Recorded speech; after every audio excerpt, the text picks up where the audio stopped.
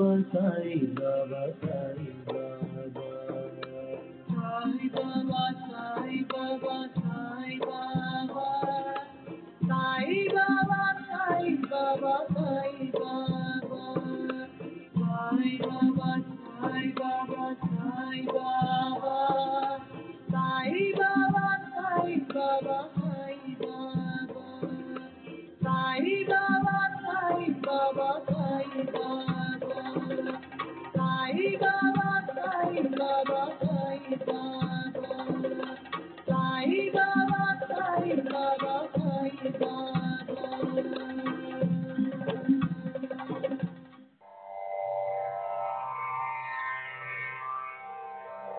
श्री सच्चिदानंद सद्गुरु साईनाथ महाराज की जय। सद्गुरु श्री साईनाथुनि शरद बाबूजी की जय।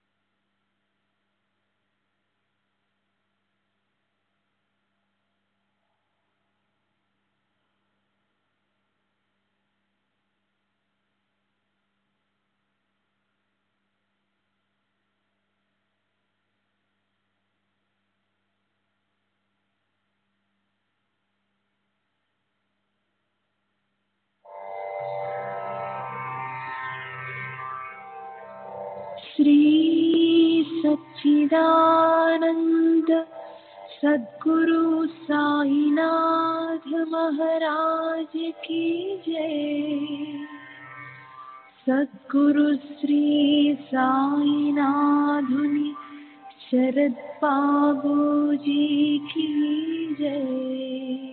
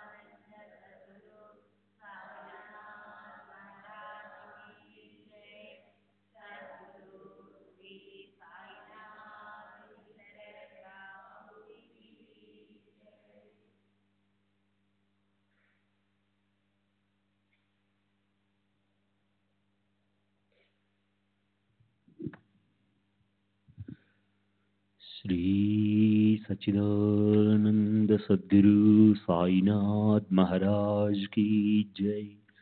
सद्गुरु श्री साईनाथ शरद बाबू जी की जय। శ్రీ సాయి భక్త అనుభవ సంహిత మే 23వ తేదీ 1936. రామచంద్ర వామన్ మోడక్, బిఏ ఇంజనీరు, పేరుగేటు వద్ద, సదాశివపేట, పూనా. నేను మొదట సాయిబాబా దగ్గరికి 1909 ప్రాంతంలో వెళ్ళాను. వారిని చూసి నేను ఎంతో ప్రభావితమయ్యాను. అందుకే షిరిడీకి తరచుగా వెళ్ళేవాడిని. నేను చివరిసారి 1916లో షిరిడీ వెళ్ళాను. నా షిరిడీ యాత్రలన్నింటిలోకి 1912లో వెళ్ళినది అతి ముఖ్యమైనది. అప్పుడు నేను పశ్చిమ ఖాందేశ్ మున్సిపల్ మరియు స్థానిక అకౌంట్స్ విభాగంలో సీనియర్ గవర్నమెంట్ ఆడిటర్గా, అంటే లెక్కలు తనిఖీ చేసే అధికారిగా పనిచేస్తున్నాను. మా హెడ్ క్వార్టర్స్ బొంబాయిలో ఉండేది. కానీ నా భార్య పిల్లలను నేను ధూళేలో ఉంచాను. 1912లో ఉద్యోగరీత్యా నాకు కొన్ని ఇబ్బందులు ఎదురయ్యాయి. ముఖ్యంగా ఒక ఉన్నతాధికారికి నేనంటే పడేది కాదు. అతను నన్ను ఉద్యోగం నుండి తప్పించే అవకాశం కోసం ఎదురు చూడసాగాడు. నా పై అధికారులు నన్ను శాఖాపరమైన పరీక్షలకు హాజరు కమ్మని ఒత్తిడి తెచ్చారు. అప్పుడు ఆ అధికారికి నన్ను ఉద్యోగం నుండి తొలగించేందుకు కానీ, లేదా ఏకంగా అనర్హునిగా ప్రకటించేందుకు కానీ మంచి అవకాశం ఉంది. అందువల్ల నేను పరీక్షలను ఎదుర్కొని ఉత్తీర్ణుడనై ప్రమోషన్ పొందడమా, లేక ₹120 జీతంతో క్షేమంగా ఉన్న ఉద్యోగంలోనే ఉంటూ పరీక్షలు హాజరవడానికి నిరాకరించడమా అన్న సమస్య ఎదురైంది. సాయిబాబా గొప్ప శక్తి గలవారని, కరుణామయులని తెలిసిన నేను ఇటువంటి గడ్డు పరిస్థితులలో నాకు దారి చూపించి నన్ను సరైన మార్గంలో నడిపించగల సమర్థులు వారు ఒక్కరేనని నమ్మాను. ఎవరికి చెప్పకుండా, సెలవు తీసుకోకుండా బొంబాయి నుండి షిరిడి, అంటే నా అధికార పరిధిలో లేని ప్రాంతం, బయలుదేరాను. బాబాను దర్శించి మరుసటి రోజు మధ్యాహ్నానికి తిరిగి బొంబాయి రావచ్చునని తలచి సెలవు కూడా పెట్టలేదు. నేను షిరిడి వెళ్ళి బాబాను దర్శించాను. బాబా సన్నిధిలో భక్తులు ఎంతో ఉపశమనం పొందుతారు. చింతలన్నీ తొలగిపోయి మనస్సు ఆనందంతో నిండిపోతుంది. నేను కూడా అదే విధమైన అనుభూతికి లోనయ్యాను. మరుసటి ఉదయం 7 గంటలకే, సాధారణంగా భక్తులు ఈ సమయంలోనే తిరిగి వెళ్లేందుకు బాబా అనుమతి అడుగుతారు. బాబా దగ్గర సెలవు తీసుకోవడానికి మసీదుకి వెళ్ళాను. కానీ నాకు బాబా నుండి అనుమతి లభించినందున నేను బొంబాయి బయలుదేరలేకపోయాను. నేను సెలవు పెట్టకుండా, అధికారులు అనుమతి తీసుకోకుండా అక్రమ పద్ధతిలో షిరిడీ వచ్చానని, కనీసం భార్యాబిడ్డలు కూడా చెప్పలేదని సర్వజ్ఞులైన బాబాకు తెలుసు. ఇప్పుడు నేను ఎటువంటి పరిస్థితులు ఎదుర్కోవాల్సి వచ్చినా బాబానే నా బాధ్యత వహించాలి. షామాకు నా ఇబ్బందులని తెలిసినందున నా తరపున బాబా దగ్గరికి వెళ్ళి, అతను వచ్చి చాలా రోజులైంది, బొంబాయి వెళ్ళడానికి అనుమతించండి అని అడిగాడు. బాబా కోపంతో, అతను నిన్ను చూడడానికి వచ్చాడా లేక నన్ను చూడడానికా అని ప్రశ్నించి నా వైపు తిరిగి, ఏమి, నీవు నన్ను చూడడానికి వచ్చావా లేక షామానా అన్నారు. ఇంకా అంతా సవ్యంగానే జరుగుతుందని, నా ఉద్యోగ విషయంలో కానీ ఇతర విషయాలలో కానీ నాకు ఎలాంటి ఇబ్బందులు రావని బాబా హామీ ఇచ్చారు. బొంబాయిలో శాఖాపరమైన పరీక్ష జరిగే రోజు కూడా బాబా నన్ను షిరిడీలోనే ఉంచారు. దీనిని బట్టి నేను పరీక్ష వ్రాయకపోవడమే నాకు మంచిదని వారు నిర్ణయించినట్లుగా తెలుసుకున్నాను. షిరిడీలో ఉన్న 5వ రోజు రాత్రి నాకు ఒక కల వచ్చింది. నేను ఇంటికి వెళ్ళినట్లు, నా చిన్న కూతురు సంతోషంగా నన్ను ఆహ్వానిస్తూ, ఇన్ని రోజులు ఎక్కడికి వెళ్ళారు నాన్న అని ప్రశ్నిస్తున్నట్లు కనిపించింది. నేను నిద్ర మేల్కొని బాబా ఆ రోజు నేను ఇంటికి వెళ్లేందుకు తప్పక అనుమతిస్తారని తలిచి దుస్తులు మార్చుకుని అన్ని సర్దుకుని తయారయ్యాను. నాతో ఉన్న నా స్నేహితుడు ఆ రోజు కూడా బాబా అనుమతిస్తారన్న నమ్మకం లేదని చెబుతున్నా వినకుండా బయలుదేరి మసీదు గేటు దగ్గరకు వచ్చాను. అప్పుడు బాబా కోపావేశాలతో ఊగిపోతూ చేతిలో ఒక రాయి పట్టుకుని మసీదులో అటు ఇటు తిరుగుతూ పెద్దగా అరుస్తున్నారు. నేను గేటు దగ్గర నిలబడి ఉండడం గమనించారు. 10 నిమిషాల తరువాత వారు శాంతించి గద్దెపై కూర్చున్నారు. సాధారణంగా భక్తులు వారు ఆ స్థలంలో కూర్చున్నప్పుడే వెళ్ళి వారి ఆశీస్సులు తీసుకుంటారు. నేను వెళ్ళి వారి పాదాలకు నమస్కరించాను. బాబా స్వయంగా ఊది తీసుకుని వెళ్ళు అన్నారు. ఆ విధంగా నాకు అనుమతి లభించింది. కానీ నా సమస్యకు వారి నోటి నుండి ఖచ్చితమైన సమాధానం ఆశించిన నేను, నన్ను పరీక్షకు హాజరవ్వకుండా ధూళే వెళ్ళమంటారో లేక పరీక్ష రాయడానికి నేరుగా బొంబాయి వెళ్ళమంటారో తెలుసుకోవని, నన్ను ఎక్కడికి వెళ్ళమంటారో దయచేసి చెప్పండి అని అడిగాను. వారు, ఇంటికి వెళ్ళు, నీకోసం పిల్లలు ఆతృతగా ఎదురు చూస్తున్నారు అన్నారు. బాబా మాటల ద్వారా నా కల నిజమేనని నిర్ధారణ అయింది. నేను ధూళే వెళ్ళి తర్వాత అక్కడి నుండి బొంబాయికి వెళ్ళాను. సాధారణ పరిస్థితుల్లో అయితే నేను బొంబాయి చేరి ఆఫీస్కి వెళ్ళగానే అనుమతి లేకుండా గైర్హాజరైనందుకు ఇబ్బందులు ఎదురయ్యేవి. కానీ చిత్రంగా అంతా సవ్యంగా జరిగిపోయింది. నేను ఎక్కడికి క్యాంపుకి వెళ్ళినా నాతో పాటు నా గుమస్తాలు కూడా వస్తారు. కానీ వారికి నేను ఎక్కడికి వెళ్ళింది తెలియక ఆశ్చర్యపోయారు. నా భార్య పిల్లలు మాత్రం నేను బొంబాయి ఆఫీసులోనే ఉన్నానని అనుకున్నారు. మొత్తానికి బాబా కృప వలన అనుమతి లేకుండా సెలవుపై వెళ్ళడం అధికారికంగా గుర్తించకపోవడంతో ఉద్యోగపరంగా ఎలాంటి ఇబ్బందులు తలెత్తలేదు. శ్రీ సచిదానంద సద్గురు సాయినాథ్ మహారాజ్ కీ జై. సద్గురు శ్రీ సాయినాథ్ శరద్ బాబూజీ కీ జై.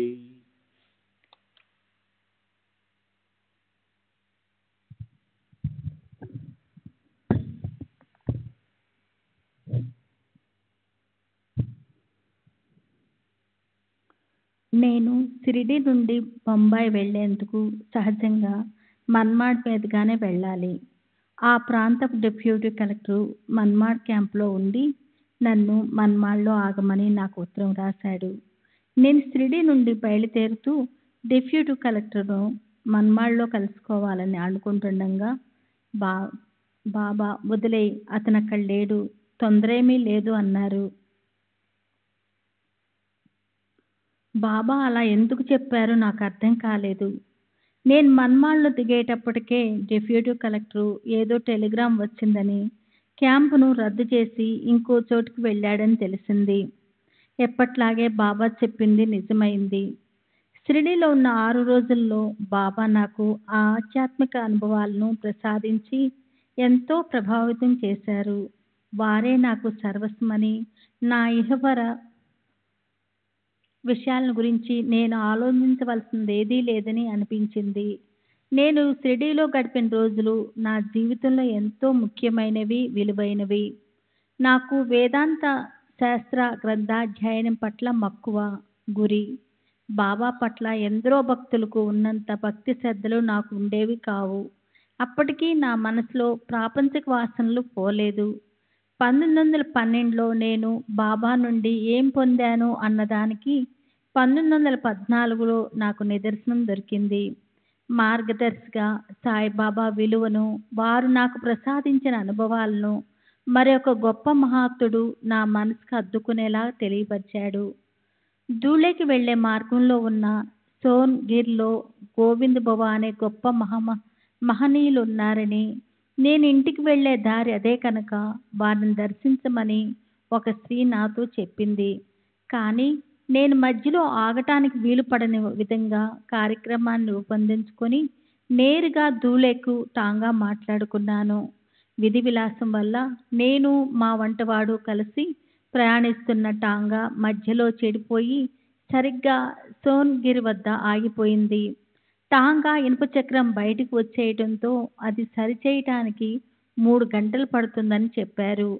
నా వంటవాడు స్నానం చేసి బువ్వాగారి దర్శనం చేసుకుని నన్ను సంప్రదించకుండానే మా యజమాని అంటే నేను తమ దర్శనానికి రావచ్చనా అని అడిగాడట. స్నానం చేసి రమ్మని బువ్వాగారు చెప్పారట. నేను స్నానం చేసి ₹1 కొబ్బరికాయ తీసుకొని వారి దర్శనానికి వెళ్ళాను. వారు, అరే దుష్టుడా, నీకు అమూల్యమైనది లభించింది. నువ్వు దాన్ని కొంతకాలం రుచి చూసి కూడా వ్యర్థమైన వాటి కోసం అక్కడికి ఇక్కడికి పరుగులు తీస్తున్నావెందుకు అని అడిగారు. వారు చెబుతున్నది 1912లో నాకు బాబా నుండి లభించిన అపూర్వ అనుభవం గురించేనని అనుకున్నాను. మళ్ళీ అయినా పర్వాలేదులే, నీవు నీ స్వగృహానికి వచ్చావు అని పలికి తనకు సాయిబాబాకు తేడా లేదని చెప్పారు. ఆ తర్వాత నన్ను భిక్ష ఏర్పాటు చేయమన్నారు. పూరీలు, పాయసం చేయించమన్నారు. దాని అర్థం ఆ రోజు మఠంలో ప్రసాదానికి అయ్యే ఖర్చు నేను భరించాలని తెలుసుకున్నాను. నేను అలాగే చేశాను. వంటకాలు తయారైన తర్వాత పూరీలు, పాయసం బువ్వాగారి ముందుంచి తినమని అభ్యర్థించాను.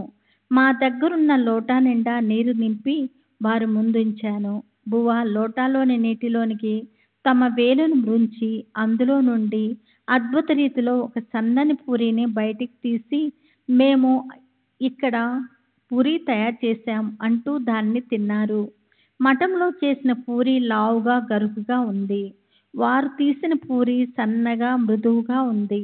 నీటి నుండి పూరీ తీసిన వారి అపూర్వ శక్తిని చూసి మేము సంభ్రమాశ్చర్యాలలో మునిగిపోయాము.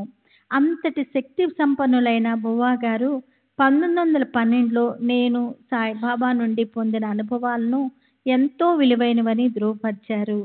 నాకు ఆరోగ్యం ఎప్పుడూ సరిగ్గా ఉండేది కాదు. కంటికి సంబంధించిన సమస్యతో ఎక్కువగా బాధపడేవాడిని.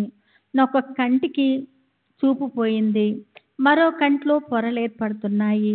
నేను ప్రతి గురువారం పూజిస్తూ నిరంతరం స్మరించే సాయిబాబా నా ఇహపర అవసరాలన్నిటినీ తీరుస్తున్నారు. నా ప్రాపంచిక పారమార్థిక భవిష్యత్తు గురించి నాకెలాంటి చింత లేదు. అవి రెండూ బాబా చేతుల్లో ఉన్నాయి. ఆయన నన్ను రక్షిస్తారు. నాపై వారికి ఉన్న కరుణను ఈ క్రింది సంఘటన తెలియజేస్తుంది. 1916లో నాసిక్లో నేను జ్వరం, దగ్గుతో బాధపడ్డాను. వైద్య వృత్తిలో ఉన్న నా చిన్ననాటి స్నేహితుడొకడు నాకు చికిత్స చేశాడు. నాకు వచ్చినది ఊపిరితిత్తుల నాళంకు సంబంధించిన రోగమని నిర్ధారించి క్లోరల్ హైడ్రేట్ అను మందు వాడమని చెప్పాడు. కానీ నా భార్య నాకు వచ్చిన జబ్బు సామాన్యమైనదని కాదని భయపడి బాబాను ప్రార్థించి డాక్టర్ కల్నల్ బుక్లేకు కబురు పెట్టింది. డాక్టర్ బుక్లే వచ్చి నన్ను పరీక్షించి నా రోగాన్ని డబల్ న్యూమోనియాగా నిర్ధారించాడు. మొదట పరీక్షించిన డాక్టరు తప్పుగా రోగ నిర్ధారణ చేశాడని, అతడు వాడమన్న మందు ప్రమాదకరమైందని చెప్పి దాన్ని వాడకముందే అవతల పారేశాడు. అతని చికిత్సతోనూ బాబా అనుగ్రహంతోనూ నేను కోలుకున్నాను. బాబా సరైన సమయంలో నా భార్యకు ప్రేరణిచ్చి ప్రమాదకరమైన మందు నాకు ఇచ్చేలాగా మంచి డాక్టర్ కబురు పంపి ఏర్పాటు చేసి నన్ను కాపాడారు. నాకు బాబాను పలుమార్లు దర్శించే అవకాశం లభించలేదు. నా భార్య కూడా వారి పట్ల ఎంతో భక్తి శ్రద్ధలు కలిగి ఉండేది. 1916లో నేను నా భార్య షిరిడీ వెళ్ళి వారిని దర్శించి అదే రోజు తిరిగి వచ్చేసాము. అదే నేను బాబాను చివరిసారిగా దర్శించటం. బాబా ఎక్కడికి పోలేదు, వారు జీవించే ఉన్నారు. వారు సూక్ష్మ అదృశ్య రూపంలో మార్గదర్శకత్వం వహిస్తూ అన్ని విషయాల్లో నాకు సహాయం చేస్తూనే ఉన్నారు. ఇది నాకు అనుభవపూర్వకంగా ఎన్నో విషయాల్లో నిదర్శనమైంది. ఉదాహరణకు నేను 1919లో రూ. 81.8 పెన్షన్తో పదవి విరామణ చేశాను. నేను పదవి విరామణ చేయటం మంచిదైంది. ఎందుకంటే వెంటనే నా స్నేహితుని మిల్లులో నెలకు రూ. 250 జీతంతో ఉద్యోగంలో చేరాను. 1919 నుండి 1930 వరకు నేను ఆ ఉద్యోగంలో ఉన్నాను. ఈ ఏర్పాటంతా బాబానే చేశారు. శ్రీ సచ్చిదానంద సద్గురు సాయినాథ్ మహారాజ్ కీ జై. సద్గురు శ్రీ సాయినాథుని శరత్ బాబూజీ కీ జై.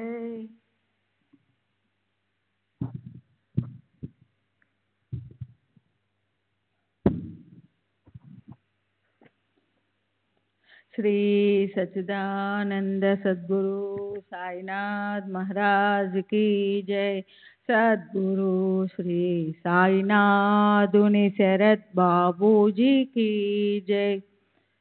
మే 26వ తేదీ 1936 గోపాల్ భాస్కర్ దాతర్ BALLB ఫ్లీడర్, బ్రాహ్మణుడు, స్టేషన్ రోడ్, థానా. 1917లో నేను అహ్మద్నగర్లో ఉన్నప్పుడు సాయిబాబాను దర్శించేందుకు నాకు అవకాశాలు వచ్చాయి. కానీ వారి గురించి విన్న కొన్ని వ్యాఖ్యల వల్ల నాకు వారిపై విముఖత ఏర్పడి షిరిడీ వెళ్ళలేదు.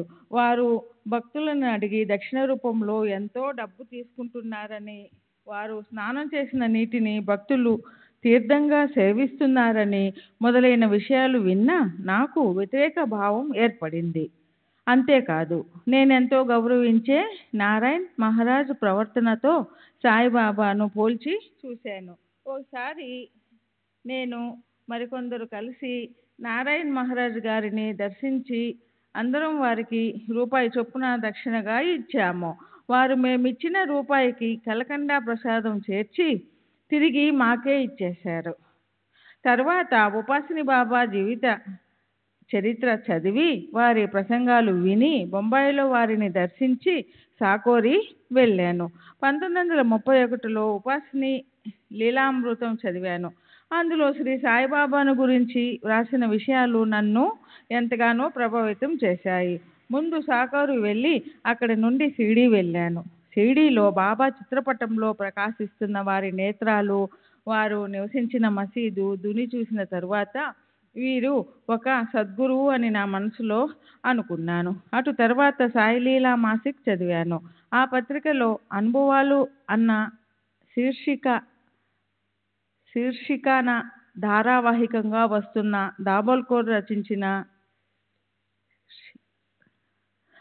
దాబోల్కర్ రచించిన గ్రంథం చదివిన తర్వాత బాబానే నా గురువు అన్న నమ్మకం ఏర్పడింది. అప్పటి నుండి వారినే ఆశ్రయించాను. కొన్ని అనుభవాల ద్వారా నా నమ్మకం స్థిరపడింది. మా ఇంట్లో ఒక ఆవిడ చాలా కాలం నుండి ఒంటి నొప్పులతో బాధపడుతూ ఉండేది. వైద్య చికిత్సలేవీ నయం చేయలేకపోయాయి. నేను దాబోల్కర్ అంటే హేమాడ్ పంతు రచించిన పుస్తకాన్ని బిగ్గరగా చదువుతున్నాను.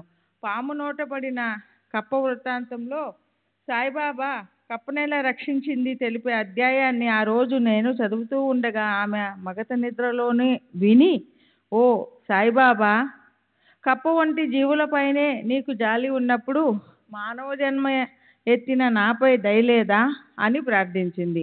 అప్పుడు గోడకున్న కొయ్యమేకు నుండి వెలువడినట్లుగా దసరాకు నాకు 5 రూపాయలు దక్షిణ ఇస్తావా అనే మాటలు వినిపించాయి. తనకు నయం అయినట్లయితే తప్పక ఇస్తానని ఆమె సమాధానం చెప్పింది. తర్వాత ఆమె పూర్తి మెలకువ స్థితికి వచ్చింది. తనకు కలిగిన అనుభవం గురించి నాకు చెప్పి తన చందాగా 5 రూపాయలు దసరా ఉత్సవాలకు పంపమంది. నేను వెంటనే షిరిడీకి 5 రూపాయలు పంపాను. ఆ రోజు సాయంత్రానికల్లా ఆమె బాధలు తగ్గిపోయాయి. ఇది 1931-32లో జరిగింది. ఆ తరువాత 1932లో నాకు బాబా తరచూ కలలో కనిపించేవారు. వారు చిన్న పిల్లలతో ఎలా ఆడుకుంటారో అలాగే కలలో నాతో ఆడుకునేవారు. ఒకరోజు ఉపాసిని బాబా నాకు సహాయం చేయమని సాయిబాబాను కోరినట్లు, బాబా అందుకు సమ్మతించినట్లు కల వచ్చింది. ఒకసారి నేను ఒక పెద్ద సమస్యలో చిక్కుకున్నాను. శాశ్వత నివాసం లేకుండా తిరుగుతూ ఉండే ఒక కక్షిదారుణ్ణి నేను కోర్టులో హాజరుపరచవలసి వచ్చింది. అతను నాకు రాసిన ఉత్తరాన్ని పోగొట్టడమే లేక ఎక్కడో పెట్టి మర్చిపోవడమో జరిగింది. ఎంత వెతికినా అది కనపడలేదు. ఎంత ప్రయత్నించినా అతని గురించిన ఆచూకీ కనుక్కోలేకపోయాను. చివరికి బాబాను ఆర్తిగా ప్రార్థించాను. మరుసటి రోజు ఆఫీసులో ఏదో వెతుకుతూ బీరువాపై చేయి పెట్టడం తటస్థించినప్పుడు ఆ ఉత్తరం నా చేతికి తగిలింది. దాంతో కక్షిదారుణ్ణి అనుకున్న సమయానికి కోర్టులో హాజరుపరచగలిగాను.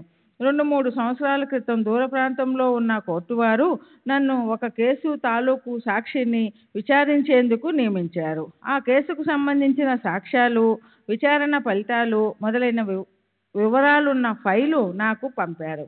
నేను దాన్ని ఎక్కడో పెట్టి మర్చిపోయాను. దానికోసం చాలా చోట్ల గాలించాను, కానీ అది దొరకలేదు. నా నిర్లక్ష్యాన్ని కోర్టుకు తెలియజేసి మరలా పేపర్లు పంపించమని అభ్యర్థించవలసి వస్తుందని అనుకున్నాను. అప్పుడు పండరి యాత్రకు వెళ్తున్న ఒక వార్కారి, అంటే పండరి యాత్ర క్రమం తప్పక చేసేవాడు, మా ఇంటికి వచ్చాడు. కొన్ని రోజుల పాటు అతనిని ఎంతో శ్రద్ధగా సేవించాను. అతనికి నా మనసు వివరించాను. అతను అది తప్పక దొరుకుతుంది అని చెప్పాడు. నేను ప్రతిదినం బాబాను కూడా ప్రార్థించేవాడిని. ఆ యాత్రికుడు వెళ్ళిన మరుసటి రోజు వేరే కేసుకు సంబంధించిన పేపర్ల మధ్య నేను వెతుకుతున్న పేపర్లు దొరికాయి. మరణించిన వారికి శ్రాద్ధకర్మలు చేయడం లాంటి ఆచారాలపై మొదట్లో నాకు నమ్మకం ఉండేది కాదు. సంఘ సంస్కరణ భావాల ప్రభావంతో అవన్నీ అర్ధరహితమైన మూఢనమ్మకాలుగా పరిగణించేవాడిని. కానీ నేను సాయి భక్తుడినైన తరువాత, ముఖ్యంగా బొంబాయి కుర్లా కోర్టులో గుమస్తాగా పనిచేస్తున్న నాన్సే అను సాయి భక్తుడిని అనుభవం విన్న తరువాత వీటిపై నమ్మకం ఏర్పడింది. ఈ మధ్యనే నాన్సే భార్య పసిబిడ్డను వదిలి చనిపోయింది. భార్యను ప్రేమించే నాన్సే ఆమెకు సద్గతి కలగాలని నాసిక్ వెళ్ళి గోదావరి తీరంలో శ్రాద్ధకర్మలు జరిపించదలిచాడు. కానీ అతనికి ఇలాంటి విషయాలేమీ తెలియవు. ఏమి చేయాలో, ఎంత ఖర్చు అవుతుందో కూడా తెలియదు. ఇలా భయపడుతూనే 80 రూపాయలు తీసుకొని బయలుదేరాడు. రైల్లో అతనికి ఇతర ఇబ్బందులు ఎదురైనప్పుడు అతని తోటి ప్రయాణికుడు ఎంతో సహాయం చేశాడు. ఆ ప్రయాణికుడు నాంచే ఆర్ద్రత తెలుసుకొని నాంచే దగ్గర ఉన్న డబ్బుతోనే అన్ని క్రతువులు జరిపించేలా చూస్తానని చెప్పాడు. అతను నాంచేతో పాటు అన్ని ప్రదేశాలకు వెళ్ళి క్రతువులన్నీ జరిపించి ఎక్కువ ఖర్చు కాకుండా చూసుకున్నాడు. అతను చెప్పిన వివరాల ప్రకారం బొంబాయిలోని ఒక సంస్థలో అడ్రస్సు ఇతర వివరాలు కూడా ఇచ్చాడు. బొంబాయిలోని ఒక సంస్థలో ఫ్యూన్గా పనిచేస్తున్న అతను శూద్రుడై ఉండి కూడా ఈ శ్రాద్ధకర్మలన్నీ శాస్త్రోక్తంగా జరిపించడం ఎంతో ఆశ్చర్యాన్ని కలిగించింది. నిస్వార్థంగా నాంచే నుంచి ఒక పైసా కూడా ఆశించకుండా అన్ని రోజులు నాంచేతో ఉన్న ఆ స్నేహితుడు పక్షం రోజులలో తిరిగి కలుసుకుంటానని చెప్పి వెళ్ళిపోయాడు. కానీ అతను తిరిగి కలవలేదు. నాంచే అతను చెప్పిన చిరునామా ప్రకారం వెళ్ళి చూడగా ఆ సంస్థలో అటువంటి ఫ్యూన్ ఎవరూ లేరని తెలిసింది. అట్లా తెలివైన ఫ్యూన్ రూపంలో సాయిబాబానే వచ్చి కష్టకాలంలో తనకు సహాయం అందించారని నాంచే అనుకున్నాడు. సర్వం తెలిసిన సాయిబాబానే ఆ భక్తునికి శ్రాద్ధకర్మల విషయంలో తోడుండి అంత సహాయం చేశారంటే అటువంటి కర్మలు తప్పక చేయాలని, చేస్తే ఉపయోగం ఉంటుందని నాకు అనిపించింది. నాంచే ఉదాంతం తెలిసినప్పటి నుండి నేను ఈ కర్మకృతువులన్నీ చేస్తున్నాను. శ్రీ సచ్చిదానంద సద్గురు సాయినాథ్ మహారాజ్ की जय. सद्गुरु Shri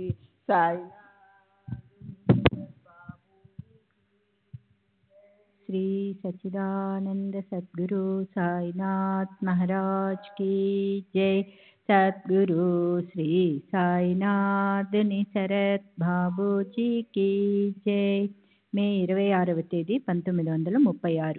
Kashinath Khanderao Gharde, BA LLB, retired sub judge, వయస్సు 65 సంవత్సరాలు, కాంగ్రెస్ నగర్, నాగపూర్. మా వంశగురువు రామచంద్ర టికోట్కర్. నా గురువు రామదాస్ బీట్కర్ మహారాజ్. వీరు జ్ఞాని, మహాశక్తి సంపన్నులు. వీరు నాకు ఉపదేశం ఇచ్చారు. తాము యాత్రలలో ఎందరో మహాత్ములను, సాధు పురుషులను దర్శించామని, నన్ను కూడా ఈ మహాత్ములను దర్శించి వారి ఆశీర్వాదాలు తీసుకోమని చెప్పారు. వారు దర్శించిన మహాత్ముల పేర్లను కూడా నాకు చెప్పారు.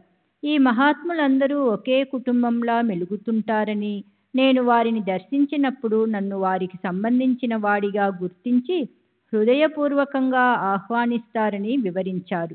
అప్పుడు తమ బోధన యొక్క విలువ, మహత్యం నాకు అవగతం కాగలవని అన్నారు. వారు చెప్పిన మహాత్ములలో షిరిడీ సాయిబాబా ఒకరు. నా గురువు బీట్కర్ మహారాజ్ 1898లో నన్ను షిరిడీలో ఉన్న శ్రీ సాయి మహారాజును దర్శించమని ఆదేశించారు. తాము స్వయంగా బాబాను 25 సంవత్సరాల క్రితం అనగా 1873 ప్రాంతంలో దర్శించామని కూడా చెప్పారు. 1912-13లో నేను కాంగాంలో సబ్ జడ్జిగా పనిచేస్తున్నప్పుడు మే మాసపు సెలవుల్లో షిరిడీ వెళ్ళి బాబాను దర్శించాను. వారు నన్ను చూస్తూనే ఎలాంటి పరిచయం లేకుండానే రావయ్య రామ్దాస్ అంటూ హృదయపూర్వకంగా ఆహ్వానించారు. రామ్దాస్ నా పేరు కాదు, మా గురువు రామ్దాస్ బీట్కర్ చెప్పిన విధంగానే హృదయపూర్వకమైన స్వాగతం లభించింది. రామ్దాస్ అనేది నా గురువు ప్రస్తావన గాని, మా వంశగురువు రామచంద్ర ప్రస్తావన గాని అయి ఉంటుందని అనుకున్నాను. బాబాకు తన జీవితాన్ని అంకితం చేసి షిరిడీలో నివసిస్తున్న బాలాబాటే కాలేజీ అంటే డక్కన్ కాలేజీ రోజుల నుండి నా స్నేహితుడు. అతని ఇంట్లోనే నేను బస చేశాను. నేను ఊరికి తిరిగి వెళదామని ప్రయత్నించిన ప్రతిరోజు బాబా రేపటి వరకు ఆగు అంటూ 6 రోజులు నాకు అనుమతి ఇవ్వకుండా షిరిడీలోనే ఆపేశారు. నా తిరుగు ప్రయాణపు ఖర్చులని కేవలం 6-7 రూపాయలు ఉంచుకున్నాను. బాబా మొదట 2 రూపాయలు, తరువాత 4 రోజులు రోజుకు 1 రూపాయి చొప్పున 4 రూపాయల దక్షిణ అడిగి పుచ్చుకున్నారు. ఆ మర్నాడు నా జేబీలో 3 అణాలు 6 పైసలు మిగిలి ఉన్నాయి. తమంతట తామే, ఆ 3 అణాల 6 పైసలు మాత్రం నీ దగ్గర ఎందుకు ఉంచుకుంటున్నావు? అవి కూడా దక్షిణగా ఇచ్చేయి, భగవంతుడు నీకు సమృద్ధిగా ఇస్తాడు అన్నారు. నేను వెంటనే నా దగ్గరున్న డబ్బును ఇచ్చేశాను. నేను షిరిడీ వచ్చే ముందు పూనాలోని రే మార్కెట్కి వెళ్ళి బాబాకు సమర్పించేందుకు మేలు రకం ఫైరీ మామిడి పండ్లు 3 కొన్నాను. నేను బాబాను దర్శించిన వెంటనే ఆ పండ్లను సమర్పించాను. బాబా స్వీకరించి వాటిని చూస్తూ పండ్లు బాగున్నాయని సంతోషంగా మెచ్చుకున్నారు. వాటిని ముక్కలు కోసి తెమ్మన్నారు. తరువాత వారు ఒక ముక్క తీసుకుని మిగతావి ప్రసాదంగా భక్తులందరికీ పంచారు. పండ్లను కోసే ముందు భక్తులతో, బాబా, ఇదిగో ఈ పండ్లను ఇతడు మార్కెట్లో కొని రుచి చూడకుండా కొన్న పండ్లన్నింటినీ తెచ్చి నాకు సమర్పించాడు. ఆ రోజు పండిట్ చేసిన విధంగా కాదు. ఆ పండిట్ నాకు సమర్పించాలని లడ్డూలు ప్యాకెట్టు కొన్నాడు. ఇక్కడికి వచ్చే దారిలో గోదావరిలో స్నానం చేసిన తరువాత అతనికి ఆకలయ్యి కొన్ని లడ్డూలను తిని మిగిలినవి తెచ్చి సమర్పించాడు. ఈ పండ్లు వాటి వల్ల శేషభాగం కాదు అన్నారు. బాబా మాటలు క్రింది విషయాలను తెలుపుతాయి. 1. భక్తులు తమ గురువుపై అచంచల భక్తి కలిగి ఉండాలి. నిరలక్ష్యంతో శేష పదార్థాలు అనగా మిగిలినవి నైవేద్యంగా సమర్పించకూడదని తెలుపుతాయి. 2. షిరిడీకి ఎంతో దూరంలో జరిగే విషయాలు అన్నీ బాబా ఎరుకలోనివి అని మనకు తెలియజేయడం ద్వారా మనం బాబా పైన, మన గురువు పైన పెట్టుకున్న నమ్మకం పెరిగి బలపడుతుంది. నా వరకు బాబా చెప్పిన మాటల వలన నేను అంటిపెట్టుకుని ఉన్న గురువు పైన, వారి బోధనల పైన విశ్వాసం పెరిగి దృఢపడింది. 8వ రోజు నేను ఇంటికెళ్ళడానికి బాబా నుండి అనుమతి లభించింది. బాటే దగ్గర కొంత డబ్బు అప్పు తీసుకుని ఇంటికి బయలుదేరాను. నేను షిరిడీలో ఉన్న 8 రోజులలో ఒక అపూర్వ దృశ్యాన్ని చూశాను. ఒకరోజు హరిసీతారాం దీక్షిత్ ఒక పెద్ద కేసు గెలిచి షిరిడీ వచ్చాడు. కక్షిదారులు అతనికి ఇచ్చిన సుమారు 1000 రూపాయల పారితోషికాన్ని వెండి రూపాయలుగా ఒక ట్రంకు పెట్టె నిండా పోసి దక్షిణగా ఆ పెట్టెను బాబా ముందు ఉంచాడు. బాబా తమ 2 చేతులతో ఆ డబ్బును గుప్పెళ్లతో తీసుకుని మసీదు బయట అటువంటి అవకాశం కోసం గుంపులుగా వేచి ఉన్న ఫకీర్లు, పేదవారికి పంచేశారు. ఇలా కొద్ది నిమిషాలలో ఆ పెట్టెలోనున్న డబ్బంతా దానంగా ఇచ్చేయబడింది. తను కష్టపడి సంపాదించి తెచ్చిన డబ్బు అలా మాయమైపోయినందుకు దీక్షిత్ ముఖంలో లేసమంతైనా బాధ గాని అసంతృప్తి గాని కనిపించలేదు. ఇక నా స్నేహితుడు బాలాసాహెబ్ బాటేను గురించి 4 మాటలు చెబుతాను. కాలేజీలో ఉన్నప్పుడు అతను ఒక స్వేచ్ఛాజీవి, స్వతంత్ర భావాలు కలిగి ఉండేవాడు. యథేచ్ఛగా పొగ త్రాగుతూ, ఒక్క మాటలో చెప్పాలంటే ఈ రోజే తిను, త్రాగు, ఆనందించు, రేపు మనం చనిపోతాం అనేది అతని సిద్ధాంతం. పొగ పీల్చే అలవాటు లేని నేను ఎత్ర ఎత్ర బాటే తత్ర తత్ర ధూమః, ఎక్కడ బాటే ఉండునో అక్కడ పొగ ఉండును అని పరిహసిస్తూ ఉండేవాడిని. తరువాత బాటే మామల్తదారు అయ్యాడు. కలెక్టర్ దగ్గర సమర్థత కలిగిన అధికారిగా మంచి పేరు కూడా సంపాదించాడు. అతను 5 సంవత్సరాల పాటు 1904 నుండి 1909 కోపర్గాం అమల్తదారుగా పనిచేశాడు. అప్పుడు బాబాను దర్శించడానికి వెళుతున్న విద్యావంతులైన తన స్నేహితులను వెక్కిరిస్తూ బాబా ఒక పిచ్చివాడని చెబుతుండేవాడు. బాబాను ఒక్కసారి దర్శించిన తరువాత వారిని గురించి ఒక అభిప్రాయానికి వస్తే బాగుంటుందని అతని స్నేహితులు బాటేకు చెప్పారు. 1909లో అతను వారి మాట ప్రకారం షిరిడీలో క్యాంపు వేసి ప్రతిదినం బాబాను గమనించసాగాడు. ఇలా 4 రోజులు గడిచాయి. 5వ రోజు బాబా అతనిపై కాషాయ వస్త్రాన్ని కప్పారు. ఆ రోజు నుండి బాటే పూర్తిగా మారిపోయాడు. ఉద్యోగాన్ని గాని సంపాదనను గాని పట్టించుకోలేదు. ఆ మరణాంతం షిరిడీలోనే ఉండి బాబా సేవ చేసుకుంటూ గడపాలని నిర్ణయించుకున్నాడు. అప్పటి నుండి నిత్యకర్మలు కొనసాగిస్తూ నిత్యం బాబా సమక్షంలో ఉపనిషత్తులు పారాయణ చేయసాగాడు. బాబా అప్పుడప్పుడు దానిపై వ్యాఖ్యానించేవారు. బాబా దీక్షిత్ చేత 1 సంవత్సరం సెలవు దరఖాస్తు రాయించి బాటేచే సంతకం చేయించి ఆఫీసు వారికి పంపారు. ఉద్యోగంలో తిరిగి చేరడానికి కలెక్టరు బాటేకు 1 సంవత్సరం గడువు ఇచ్చాడు. కానీ సంవత్సరం పూర్తయిన తరువాత కూడా బాటే బాబాను వదిలి వెళ్ళడానికి ఇష్టపడలేదు. బాటేలోని వైరాగ్యాన్ని పరిగణలోనికి తీసుకుని అతను ఉద్యోగం చేయలేడని నిర్ధారణ కాగా అతనిపై కనికరంతో నెలకు 30 రూపాయలు పింఛను మంజూరు చేశారు. అతని భార్యా బిడ్డలు షిరిడీ వచ్చి అతనితో నివసించసాగారు. నేను అతనిలో వచ్చిన ఈ గొప్ప మార్పుకు కారణమేమిటని అడిగాను. బాబా తనపై కాషాయ వస్త్రం కప్పినప్పటి నుండి ఈ మార్పు వచ్చిందని చెప్పాడు. తన ఆలోచన దృక్పథం పూర్తిగా తొలగిపోయి దాని స్థానే నూతన దృక్పథం చోటు చేసుకుంది అని చెప్పాడు. బాబాతో నా అనుభవాలను గురించి సంక్షిప్తంగా రాశాను. నేను షిరిడీ సందర్శించడానికి గల కారణాలు, బాబా వద్ద నాకు లభించిన ఆదరణ గురించిన వివరాలు మరాఠీలో వెలువడిన మా గురువుగారి జీవిత చరిత్రలో ప్రచురింపబడ్డాయి. శ్రీ సచ్చిదానంద సద్గురు సాయినాథ్ మహారాజ్ కీ జై. సద్గురు శ్రీ సాయినాథుని శరత్ బాబూజీ కీ జై.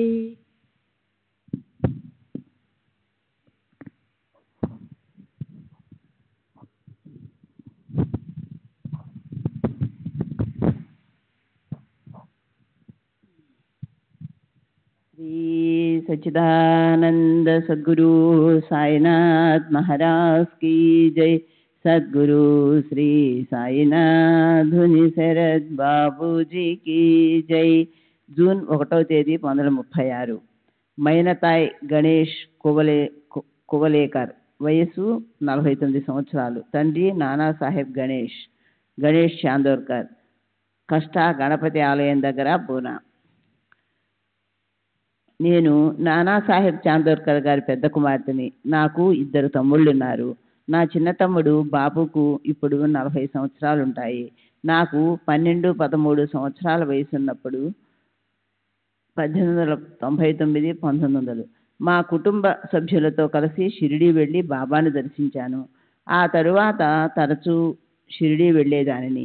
1918 తరువాత వెళ్ళలేదు. చిట్నీస్గా పనిచేస్తుండిన చిదంబరరావు గాడ్గిల్ మా నాన్నను శ్రీ సాయిబాబాకు పరిచయం చేశాడు. అప్పుడు మా నాన్న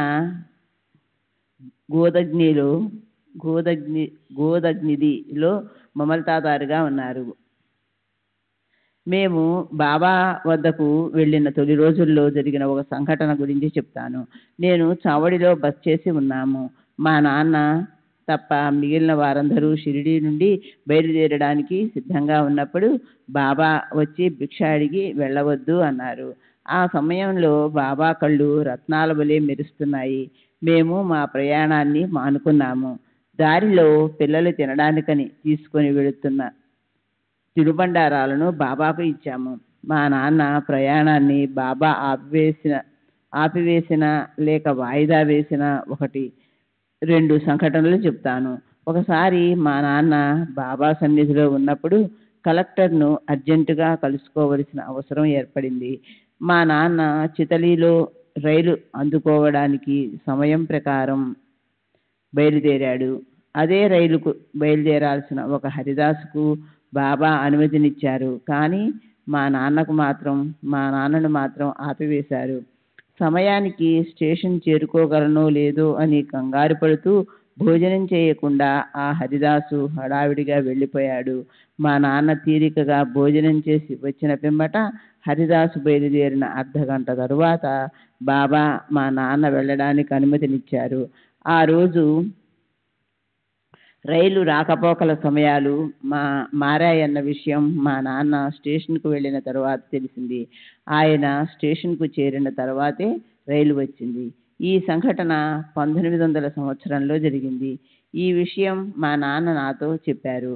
మరోసారి మా కుటుంబం నాసిక్లో జరిగే పెళ్లికి హాజరవడానికి షిరిడీ నుండి బయలుదేరాము. కానీ బాబా మాకు అనుమతి ఇవ్వకుండా వెళ్ళవద్దు అన్నారు. మన్మాడు స్టేషన్లో పిల్లలకి ఏదైనా తినిపించవచ్చుననుకొని మేము వాళ్ళ భోజనం కోసం ఏమీ ఏర్పాటు చేసుకోలేదు. మేము 3 గంటలు వేచిన తరువాత బాబా అనుమతించారు. మేము మన్మాడుకు బయలుదేరాము. మన్మాడు చేరకముందు మేము ఎక్కవలసిన రైలు స్టేషన్లో పట్టాలు తప్పింది. దానిని సరిచేయడానికి 3 గంటలు పట్టింది. ముందు మేమనుకున్న ప్రకారం బయలుదేరి ఉంటే స్టేషన్లో 3 గంటలు ఆగవలసి వచ్చేది. బాబాకు సర్వం తెలుసు కనుక మమ్మల్ని షిరిడీలో ఆపారు. చివరిగా అనుమతించిన తరువాత ప్రయాణం సవ్యంగా సాగిపోయింది. 1904లో నాకు 17 సంవత్సరాలప్పుడు నా భర్త ప్లేగు వ్యాధితో పూనాలో మరణించారు. మా అమ్మ సమయానికి రావడంతో ఆమెకు చివరి చూపైనా దక్కింది. నా భర్త మరణించేటప్పటికి నేను గర్భవతిని. 1905లో నేను జామ్నేరులో ఉన్నప్పుడు నాకు ప్రసవ వేదన మొదలైంది. కానీ ప్రసవం క్లిష్టమైంది. అప్పుడు గోసావితో బాబా ఊది పంపి నాకు సుఖప్రసమయ్యేటట్టు చేశారు. నేను ప్రసవ వేదనలు ఉండడం వల్ల నాకు ఈ విషయాలేమీ తెలియవు. 1908లో మేము పండరీపురంలో ఉన్నాము. మేము షిరిడీకి వెళ్ళినప్పుడు 4 సంవత్సరాల వయసున్న నా తమ్ముడు బాపూరావు ప్రతిదినం ఉదయం మసీదుకెళ్ళి బాబా తలపై ఒక పుష్పాన్నించి వారిని పూజించేవాడు. అంతకుముందు బాబాను ఈ విధంగా పూజించేందుకు అనుమతి కానీ, బాబాకు నిత్య పూజ చేసే పద్ధతి కానీ లేదు. ఇదే బాబా నిత్య పూజకు నాంది అయిందని చెప్పాలి. 1906లో ఒక భక్తుడు బాబా పాదాలకు నమస్కరిస్తుండగా అతని కంటి అద్దాలు కింద పడిపోయాయి. ఇది చూసిన ఒక భక్తుడు క్రింద పడిన అద్దాలు బాబాకే కానుకగా సమర్పిస్తే బాగుంటుందని చెప్పాడు. అప్పుడు బాబా, నాకు అద్దాలు అక్కర్లేదు, నా అద్దాల విలువ 40 రూపాయలు అన్నారు. బాబా మాటల్లోని అంతరార్థం మా నాన్న నాకు వివరించాడు. అద్దము అంటే ఆత్మ సాక్షాత్కారమని, 40 రూపాయలు అంటే 40 సంవత్సరాల క్రితమే బాబాకు ఆత్మ సాక్షాత్కారమైందని చెప్పారు. అప్పుడు నాకు 18, 19 సంవత్సరాల వయసు ఉంటుంది. మా నాన్నగారి నుండి తెలుసుకున్న విషయాలు. సాయిబాబాకు మా నాన్న 3-4 తరాల నుండి తెలుసు. బాబా నారాయణ అనే పదాన్ని తన మాటల్లో తరచూ ఉపయోగిస్తుంటారని, నారాయణ తేదీ, నారాయణ దోవి, బ్రాహ్మణ సన్యాసులెప్పుడు నారాయణ పదాన్ని వాడుతుంటారు కాబట్టి వారు బ్రాహ్మణ సన్యాసి అయి ఉంటారు. బాబా గీతలోని శ్లోకాలను వల్లిస్తుంటారు కాబట్టి వారికి సంస్కృతం తెలుసు. మా నాన్న సనాతన ఆచారాలను పాటించేవాడు.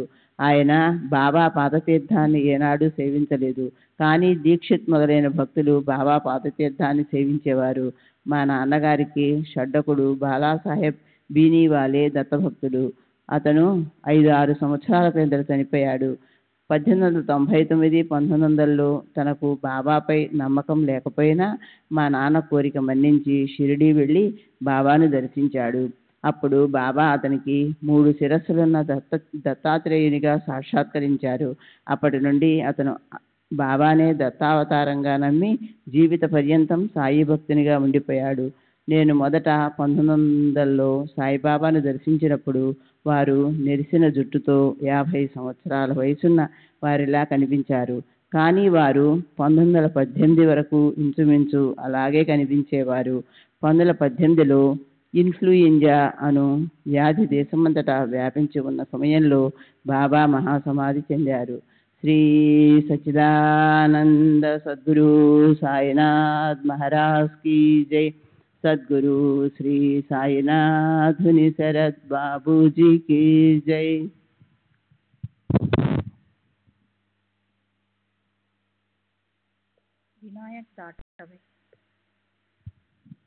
వినాయక్ ధాటవే, వయసు 27 సంవత్సరాలు, బ్రాహ్మణుడు, కొల్హాపూర్ గ్రామం.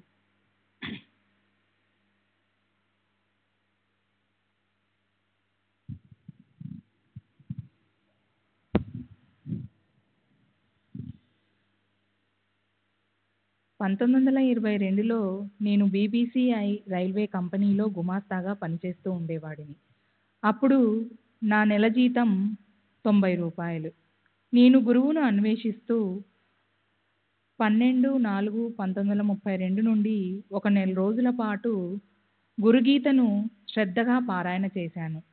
నేను ఆశించినట్లు నాకు గురువు లభించలేదు. స్వప్నంలో దత్తదర్శనము కాలేదు. తర్వాత గురువును పూజించడానికి పవిత్రమైన ఒక గురువారం నాడు దత్త మందిరానికి వెళ్ళాను. మందిరంలో దత్త విగ్రహం ఉన్న చోట చక్కగా మలచిన ఒక సమాధి కనిపించింది. మరుసటి రోజు ఉదయం నా స్నేహితుని ఇంటికి వెళ్ళి దాబోల్కర్ రచించిన సచరిత్ర పుస్తకాన్ని చూస్తున్నప్పుడు అందులోని బాబా సమాధి ఫోటో నా దృష్టిని ఆకర్షించింది. ఆ ఫోటోను నేను ఇంతకుముందు ఎప్పుడూ చూడలేదు.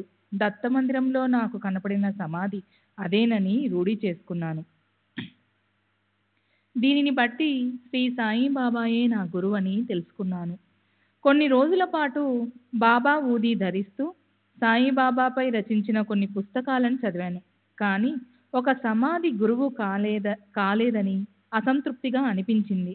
నేను ఆశ్రయించేందుకు, వారితో నా భావాలు విన్నవించేందుకు ఒక సజీవుడైన గురువు కావాలని కోరుకునేవాడిని. గురుగీత శ్రద్ధగా పారాయణ చేస్తే గురువు లభిస్తారన్న విషయం మరలా గుర్తొచ్చింది. వెంటనే గురుగీత పారాయణ ప్రారంభించాను. ఒక వారం తర్వాత నా కలలో కేడ్గాంకు చెందిన నారాయణ్ మహారాజ్ కనిపించారు. వారే నా గురువని తలచి కేడ్గాం వెళ్ళాను. అక్కడ నాకొక కల వచ్చింది. కలలో నాకు నారాయణ్ మహారాజ్ కనిపించి, నాకు శ్రీ సాయిబాబాకు ఎటువంటి భేదం లేదు, అక్కడికి నువ్వెందుకు వెళ్ళలేదు అని ప్రశ్నించాడు. నాకు ఎవరూ మార్గం చూపేవారు లేరని బదులు చెప్పాను. తర్వాత నాకు మెలకువ వచ్చింది. నేను షిరిడి వెళ్ళి బాబాను గురువుగా ఎంచుకొని పూజించసాగాను. ఒక సాధువు నా చేయి చూసి సాయిబాబాయే నీ గురువు అని చెప్పారు. 1933లో నా కుమారునికి ప్లేగు వ్యాధి సోకింది. అది కేవలం బాబా ఊదితోనే నయమయ్యింది. మా సోదరి దుర్గాబాయి కాకత్కర్కు రామ సాక్షాత్కారం ఇప్పిస్తానని దత్తమహారాజ్ ఒకరు మాట ఇచ్చారు. ఆమె సంతోషించి ఆ సాధువుకు 100 రూపాయల నగదు, ఒక వెండి కప్పు ఇచ్చింది. కానీ ఆ సాధువు చెప్పినట్లు ఆమెకు శ్రీరామ సాక్షాత్కారం లభించలేదు. ఆ దత్తమహారాజు వెండి కప్పు తిరిగి ఇవ్వడని ఆమె భయపడసాగింది. అప్పుడు నేను ఆ వెండి కప్పును మహారాజ్ తిరిగి ఇస్తే దానిని సాయిబాబా సంస్థానకు సమర్పిస్తానని మొక్కుకోమన్నాను. అలా చేస్తే సాయిబాబా తిరిగి ఇప్పిస్తారని చెప్పాను. ఆమె అలాగే మొక్కుకుంది. అతను ఆ వెండి కప్పు 100 రూపాయలు తిరిగి ఆమెకు ఇచ్చేశాడు. ఆమె వెండి కప్పును సాయిబాబా సంస్థాన్ వారికి పంపి తన మొక్కు తీర్చుకుంది. సాయిబాబా గురించి 1916లోనే నాకు తెలుసు. అప్పుడు మా అమ్మ అన్నపూర్ణాబాయి దాజీ భావే బాబాను దర్శించేందుకు షిరిడి వెళ్ళింది. ఆమె మసీదు మెట్లు ఎక్కుతున్నప్పుడు బాబా ఆమెను వారిస్తూ మసీదు అపవిత్రమవుతుంది అన్నారు. ఆమె వెనుదిరిగి షిరిడి నుండి ఏవలా వెళ్ళింది. అక్కడ ఉండగా ఆమెకొక జాబు వచ్చింది. అందులో యవత్మాల్లో ఉన్న తన కోడలు, నా సోదరుని భార్య చనిపోయినట్లు కబురు ఉంది. మా అమ్మ మసీదుకు వెళ్ళిన రోజుకి ఒక రోజు ముందే ఆమె చనిపోయింది. అప్పుడు ఆ విషయం మా అమ్మకు తెలియదు. చనిపోయిన 10 రోజుల వరకు సూతక పంటూ ఉంటుంది. మసీదుకి వెళ్ళినప్పుడు మా అమ్మకు తన కోడలు చనిపోయిన విషయం తెలియదు, కానీ బాబాకు తెలుసు. మా అమ్మ చనిపోయినప్పుడు పిండ ప్రదానం చేశాం. కానీ ఎంతసేపటికి కాకులు పిండాన్ని ముట్టుకోలేదు. అప్పుడు కాకులు పిండాన్ని తీసుకొని వెళితే 50 రూపాయలు సమర్పించుకుంటానని మా సోదరి బాబాకు మొక్కుకుంది. వెంటనే కాకులు వచ్చి పిండాన్ని తిన్నాయి. ముకుంద శాస్త్రి లేలే, వయస్సు 56 సంవత్సరాలు, కొంకణ బ్రాహ్మణుడు, శనివార్పేట్, పూనా. 1912లో నేను తరచూ షిరిడి వెళ్ళి బాబాను దర్శించేవాడిని. ఒకసారి నేను, నానాసాహెబ్ చందోర్కర్ టాంగాలో బయలుదేరాం. దారిలో గుర్రం వెనుక కాళ్ళపై లేచినందువల్ల టాంగా పడిపోయింది. కానీ బాబా దయ వలన మేమిద్దరం ఎటువంటి గాయాలు లేకుండా క్షేమంగా బయటపడ్డాం. అదే సమయంలో బాబా మసీదులో తమ చేతులను శంఖంలా ఉంచి నోటి దగ్గర పెట్టుకొని ఊదుతూ, నానా చనిపోబోతున్నాడు, కానీ నేనతన్ని చనిపోనిస్తానా, నానా అతా మరత్ హోతే, మీ మరూన్ దేయిన్ కాయ్ అని అన్నారు. ఇది జరిగిన 8 రోజుల తర్వాత మేము షిరిడీకి వెళ్ళాం. బాబు సాహెబ్ జోగ్ 8 రోజుల క్రిందట బాబా పై విధంగా అన్నారని చెబుతూ, అది నిజమేనా అని అడిగాడు. నేను అవునని సమాధానమిచ్చి జరిగిన వాస్తవాలను వివరించాను. 1914లో నా భార్య 8 నెలల గర్భవతిగా ఉన్నప్పుడు నేను షిరిడీ వెళ్ళి బాబాని దర్శించాను. బాబా నాకు 2 బర్ఫీ ముక్కలిచ్చి వెళ్ళు అన్నారు. నేను ఇంటికి వెళ్ళాను. నా భార్యకు సుఖప్రసవం అయ్యింది. ఇప్పుడు నాకు 4 పిల్లలు. నేను బాబాను మసీదులో పూజించేటప్పుడు నారాయణోపనిషత్తులోని తైత్తరీయ భాగాన్ని చదవమని బాబా నన్ను ఆదేశించారు. నేను 10 రోజుల పాటు ఆ భాగాన్ని వారి సన్నిధిలో పఠించాను. తర్వాత ఈ ఉపనిషత్తును దీక్షిత్కి బోధించాను. బాబా అప్పుడప్పుడు భగవద్గీతలోని అపిచేత్ సుదురాచార్ ఇతర శ్లోకాలు వల్లించడం నేను విన్నాను. వారికి సంస్కృతం తెలుసు. శ్రీ సచ్చిదానంద సద్గురు సాయినాథ్ మహారాజ్ కీ జై. సద్గురు శ్రీ సాయినాథుని శరద్ బాబూజీ కీ జై. శ్రీ సచ్చిదానంద సద్గురు साईनाथ महाराज की जय। सद्गुरु श्री साईनाथ निसरత్ బాబూజీకి జై. జూలై 7వ తేదీ 1936. కరస్ డీజే షాపూర్జీ వెస్టర్న్ జామస్ యార్డ్ మాస్టర్ రైల్వే సర్వీస్. వయసు 75 సంవత్సరములు. పార్సీ. కొలాబా. ఖురాన్ రుబాద్ బాగ్. నేను షిరిడీ వెళ్ళి బాబాను దర్శించి అక్కడ 3-4 రోజులు గడిపాను. నేను వారిని దర్శించింది ఈ ఒక్కసారి మాత్రమే. నేను మా బావమరిది కలిసి షిరిడీ వెళ్ళాము. మాకు దీక్షితువాడలో క్రింది అంతస్తులో బస ఇచ్చారు. ధనవంతులకు గొప్పవారికి పై అంతస్తులో బస ఇస్తున్నట్లు గమనించాము. మేము మసీదుకి వెళ్ళి బాబా సన్నిధిలో కూర్చున్నప్పుడు బయటికి చెప్పకపోయినా మాకు కల్పించిన వసతి గురించిన ఆలోచనే మెదులుతూ ఉంది. ఈ దర్బారులో ఇదేం న్యాయం? గొప్పవారు పై అంతస్తులో సౌకర్యాలు అనుభవిస్తున్నారు, పేదవారిని అసౌకర్యంగా ఉన్న క్రింది అంతస్తులో ఉంచారు అని మనసులో అనుకున్నాను. వెంటనే బాబా వీళ్ళని పై అంతస్తుకు తీసుకువెళ్ళండి అని ఒక భక్తుని పురమాయించారు. దాంతో మాకు పై అంతస్తులో బస ఏర్పాటు చేయబడింది. బాబా అంతర్యామిత్వానికి, సమదృష్టికి, వారి దర్బారులో అందరికీ ఒకే న్యాయం ఉంటుంది అనటానికి ఇదొక నిదర్శనము. మేము షిరిడీ నుండి బయలుదేరుతున్నప్పుడు వారు బయటికి వచ్చి శుభసూచకంగా చేయి ఊపుతూ మాకు వీడ్కోలు చెప్పారు. శ్రీ సాయిబాబా ద్వారా నాకు కలిగిన అనుభవం ఇదొక్కటే. వారు భగవంతుడని నేను నమ్ముతున్నాను. జూలై 20వ తేదీ 1936. బి లాగాట్, ఈఎస్క్యూ, బిఏ, ఎల్ఎల్బి, మాజీ సబ్ జడ్జి. వయసు 70 సంవత్సరాలు. బ్రాహ్మణుడు. శనివార్పేట, పూనా. నేను 1913-14లో సాయిబాబా వద్దకు వెళ్ళాను. నేనప్పుడు చాలా కష్టాలలో ఉన్నందువల్ల వారి ఆశీర్వాదం కొరకు వెళ్ళాను. వారి ఆశీస్సులు లభిస్తే నా కష్టాలన్నీ తొలగిపోతాయని ఆశించాను. నేను బాబా వద్దకు వెళ్ళినప్పుడు వారు దక్షిణ అడిగారు. నేను సమర్పించాను. బాబా తమంతట తామే వేప విత్తనం నాటు, తరువాత ఆ చెట్టును నరికివేయి అని చెప్పారు. వారి మాటలు నాకేమీ అర్థం కాలేదు. కానీ నేను ఆశించినట్లుగా ఆశీస్సులు ఇవ్వలేదని మాత్రం అర్థమయ్యింది. నేను నిరాశతో తిరిగి వచ్చేశాను. నేనప్పుడు బాబా సన్నిహిత భక్తుడైన హరిసీతారాం దీక్షిత్తో కలిసి 3 సంవత్సరాల పాటు ఉన్నప్పటికీ మరలా ఎప్పుడు బాబాను దర్శించలేదు. లగాటే లంచాలు తీసుకున్నాడని అతనిపై నేరారోపణ చేయబడింది. క్రిమినల్ కోర్టులో కేసు నడిచి అతనికి జైలు శిక్ష, భారీ జరిమానా విధించబడింది. ఆ శిక్ష అప్పీలులో కూడా నిర్ధారించబడింది. లాగాటే అప్పీల్ పెండింగులో ఉండగా బాబా ఆశీస్సుల కోసం వారిని దర్శించాడు. వేప విత్తనం నాటడం, చెట్టును నరకటం అన్న నిగూఢమైన బాబా మాటలు కర్మ సిద్ధాంతాన్ని సూచిస్తున్నాయి. చేదు విత్తనాన్ని నాటితే చేదు ఫలితమే పొందుతావని, కనుక మనిషి తాను చేసిన తప్పులకు తగిన మూల్యం చెల్లించి కర్మ సంచితాన్ని నిర్మూలించుకోవటమే ఉత్తమమని, తద్వారా నేర్చుకున్న గుణపాఠంతో భవిష్యత్తులో ఉన్నతి పొందాలని దీని భావము. కుశబావు. జూలై 20వ తేదీ 1936.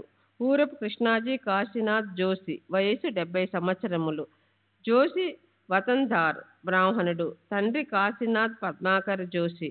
మిరాజ్ గాం, అహ్మద్ నగర్ నుండి 10 మైళ్ళు. నేను పేద కుటుంబానికి చెందినవాడిని. నాకు ఉపాధ్యాయ వృత్తికి అర్హత పొందేందుకు అవసరమైన ప్రాథమిక విద్యను ప్రాంతీయ భాషలో చెప్పించారు. ఆ ఉద్యోగంలో నాకు నెలకు 5 నుండి 7 రూపాయల జీతం వచ్చేది. ఇది కాక వంశపారంపర్యంగా వచ్చే పూజారి వృత్తికి కావలసిన శిక్షణ కూడా ఇప్పించారు. కానీ నాకు ఈ రెండిటిపై ఆసక్తి లేదు. నేను భక్తి మార్గానికే నా జీవితాన్ని అంకితం చేయదలుచుకున్నాను. నాకు సాత్వికులు, గొప్ప మహాత్ములు అయిన దత్తమహారాజ్ అనే గురువు లభించారు. వారిని సేవించుకుంటూ వారి దగ్గర యోగ విద్య అభ్యసించసాగాను. వారి శిక్షణలో ఆసనాలు, ప్రాణాయామం, కుండలిని శక్తిని మేలుకొలుపుట మొదలైన విద్యలన్నీ నేర్చుకున్నా. నాకు తృప్తి కలగలేదు. మా గురువు గారికి మరణం, ఉచ్చాటనం, వశీకరణం మొదలైన మంత్ర విద్యలెన్నో తెలుసు. ఆ విద్యలు నేర్పమని పట్టుబట్టాను. అవి నేర్చుకోవటం మంచిది కాదని మా గురువుగారు నాకు నచ్చచెప్ప చూశారు. కానీ నా యువ రక్తంలో ఉన్న ఉత్సుకత, మొండితనం వలన ఆ మంత్ర విద్యలు నేర్పమని వారిపై గట్టి ఒత్తిడి తెచ్చాను. మా గురువుగారు అయిష్టంగానే నాకు ఆ విద్యలన్నీ నేర్పారు. ఒక ఇనుప కడియాన్ని ధరించి ఆ మంత్రాలను నిర్ణీత సంఖ్య మేరకు నిష్ఠగా జపించి వాటిని వశపరుచుకున్నాను. నేను ఒక మంత్రాన్ని ఉచ్చరించి వెంటనే నా చేతుల్లోనికి పేడాలను, ఇతర మిఠాయిలను తెప్పించగలిగేవాడిని. ఈ మిఠాయిలను నేను తినకూడదు, అమ్మకూడదు. నా మంత్రశక్తికి అబ్బురపడి నన్ను అభినందించే వారికి పంచిపెట్టేవాడిని. ఇవన్నీ కేవలం మంత్రోచ్చరణ ద్వారా చేసేవాడిని. కానీ యక్షులు, కామినీలు మొదలైన దుష్టశక్తులను వశపరుచుకొనుట ద్వారా కాదు. అంతేగాక ఇతరులు ప్రయోగించిన దుష్టశక్తులను నిర్వీర్యం చేయగలిగే వాడిని. ఇది ప్రమాదంతో కూడుకున్నది. ఈ శక్తులను ప్రయోగించి ప్రాణహాని కూడా కలిగించవచ్చు. ఒక్కొక్కసారి ఆ శక్తులు ప్రయోగించిన వారికి కూడా భౌతికంగా హాని కలగచేయవచ్చు. నేను 22 సంవత్సరాల వయసుకే ఈ మంత్రశక్తులన్నిటి మీద పట్టు సాధించాను. ఆ సమయంలో మా గురువుగారు సమాజానికి దూరంగా హిమాలయాలకు వెళ్ళి అమరనాథం అక్కడే గడపదలచాడు. మా గురువు నన్ను ఉత్తర దిశగా ఢిల్లీ వరకు తీసుకుని వెళ్ళి అక్కడ నాకు తుది వీడ్కోలు ఇస్తూ షిరిడీలో సాయిబాబా అను పేరుతో తన జ్యేష్ఠ సోదరుడున్నారని, నన్ను వారి దగ్గరకు వెళ్ళి వారు చెప్పినట్లుగా నడుచుకొమ్మని ఆదేశించి వెళ్ళిపోయారు. ఆ తరువాత నా గురువు నాకు కనిపించలేదు. వారిని గురించిన వివరాలేమీ తెలియరాలేదు. నేను 1908లో గురువు ఆదేశానుసారం షిరిడీ వెళ్ళి బాబాను దర్శించాను.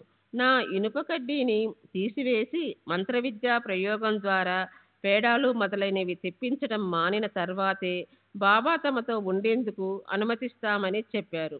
ఖచ్చితమైన వారి ఆదేశాన్ని పాటించి ఇనుప కడియాన్ని పగులగొట్టి అవతల పారేశాను. మంత్రవిద్యలను కూడా త్యజించాను. షిరిడీలో భిక్ష చేసి జీవనం గడిపేవాడిని. నాకు షిరిడీలో ఒక నివాసం లేదు. బాబా నన్ను పగలంతా మసీదులో ఒక మూల కూర్చుని దాసబోధ పారాయణ చేస్తూ ఉండమని ఆదేశించారు. నేను అలాగే చేసేవాడిని. రాత్రిళ్ళు ఎక్కడ చోటు దొరికితే అక్కడ పండుకునేవాడిని. బాబా నాకు గాని ఇతరులకు గాని ఏ ఉపదేశమూ ఇవ్వలేదు. అప్పటికింకా బొంబాయి నుండి గాని ఇతర పట్టణాల నుండి గాని భక్తులు రావటం మొదలవలేదు. అప్పుడప్పుడు గ్రామస్తులు మాత్రమే వారిని దర్శించి జ్వరము, కడుపు నొప్పి వంటి చిన్న చిన్న సమస్యలకు ఉపశమనం కోరేవారు. బాబా మసీదులో నిరంతరం వెలుగుతుండే తమ దుని నుండి ఊది తీసి వారికి ఇచ్చేవారు.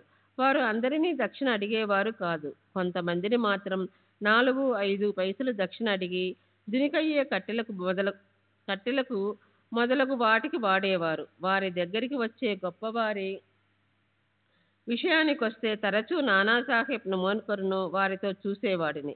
బాబా తమ సంభాషణలలో బ్రహ్మ, మాయ, వివేకం, మహావాక్య తత్వాలు, సాధన చతుష్టయాలు మొదలైన విషయాలు ప్రస్తావించగా నేను వినలేదు.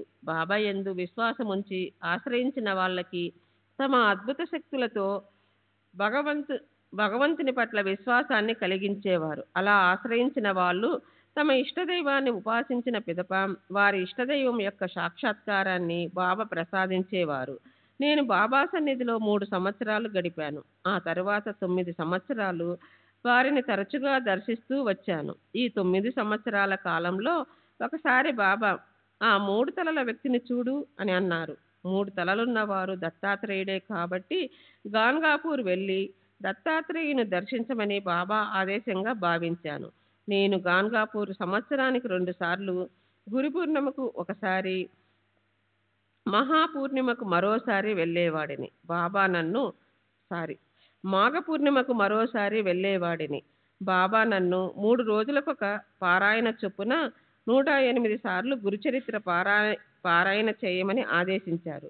నేను ఈ పని మీద గాన్గాపూర్ వెళ్ళి అక్కడే 10-11 నెలలు ఉండి వారు చెప్పినట్లుగా పారాయణం పూర్తి చేశాను. నేను నా మంత్రశక్తులు ఉపయోగించడాన్ని బాబా నిషేధించారు. కానీ వారు దయతో నాకు మరొక శక్తిని ప్రసాదించారు. అదెలా జరిగిందో వివరిస్తాను. నేను ఒక ఏకాదశి రోజున మసీదులో వారి పక్కన కూర్చుని ఉన్నాను. అప్పుడు బాబాకు నాకు జరిగిన సంభాషణ. బాబా, ఈరోజు నీవేమి తింటావు? నేను ఏమీ తినను, ఈరోజు ఏకాదశి. బాబా, ఏకాదశి అంటే ఏమిటి? నేను ఉపవాసం ఉండే రోజు. బాబా, ఉపవాసం అంటే ఏమిటి? నేను కందమూలాలు తప్ప మరేదీ తినకుండా ఉండటం. కందమూలాలంటే దుంపలనే కందమూలాలు అంటారు. వాటిని ఏకాదశి రోజు తింటుంటాము. బాబా కాంధాలో గల ఉచ్చారణ సామాన్య అవకాశంగా తీసుకొని కొన్ని ఉల్లిగడ్డలు మరాఠీ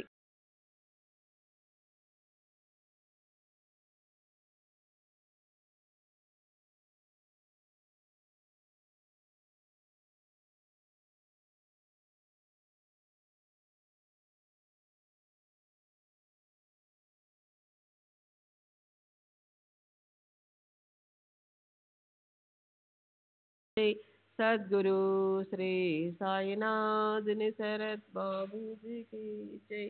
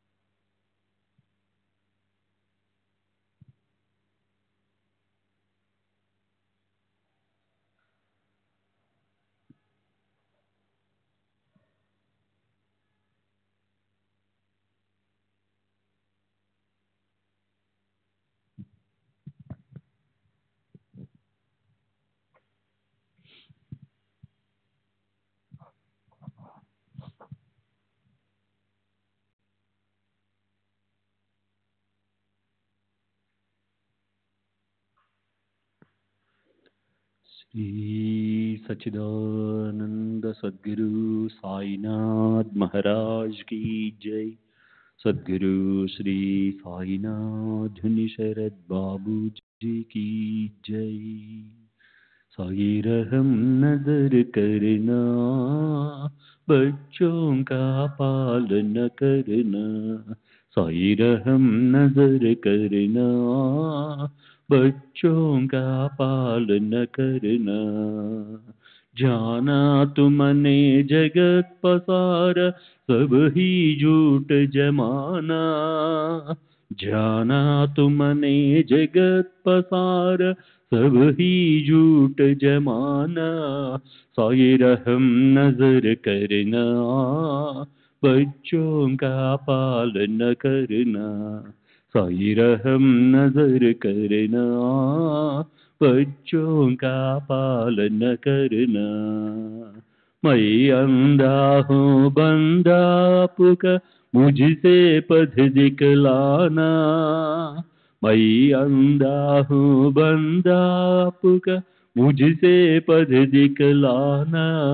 साई रहम नजर करना, बच्चों का पालन करना।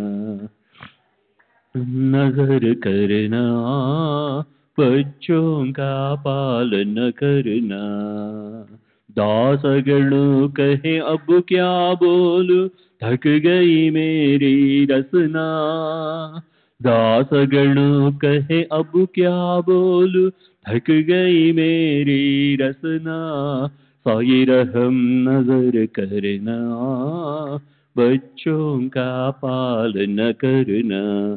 साई रहम नजर करना, बच्चों का पालन करना, रहमो नजर करो अब मोरे साई, तुम बिना नहीं मुझे माँ बाप बाई, रहमो नजर करो मैं अंधा हूँ बंदा तुम्हारा, मैं अंधा हूँ बंदा तुम्हारा, मैं ना जानू मैं ना जानू मैं ना जानू अल्लाह इलाही, रहमो नजर करो रहमो नजर करो अब मोरे साई, तुम बिना नहीं मुझे माँ बाप बाई, रहमो नजर करो खाली जमाना मैंने गमाया, काली जमाना मैंने गमाया, साथी आखिर का साथी आखिर का साथी आखिर का, तुम बिना कोई, रहमो नजर करो रहमो नजर करो अब मोरे साई, तुम बिना नहीं मुझे माँ बाप बाई, रहमो नजर करो अपने मस्जिद का झाड़ू गड़ो है, अपने मस्जिद का झाड़ू गड़ो है, मालिक हमारे मालिक हमारे मालिक हमारे, तुम बाबा साई, रहमो नजर करो रहमो नजर करो अब मोरे साई, तुम बिना नहीं मुझे माँ बाप बाई, रहमो नजर करो। श्री सच्चिदानंद सद्गुरु साईनाथ महाराज की जय। सद्गुरु श्री साईनाथ धुनी शरद बाबू जी की जय।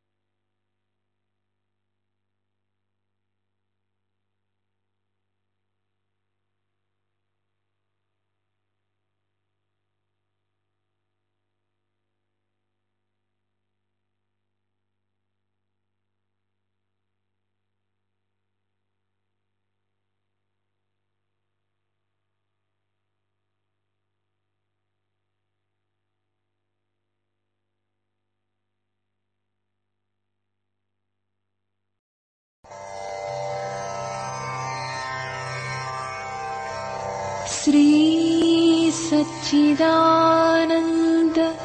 सद्गुरु साईनाथ महाराज की जय।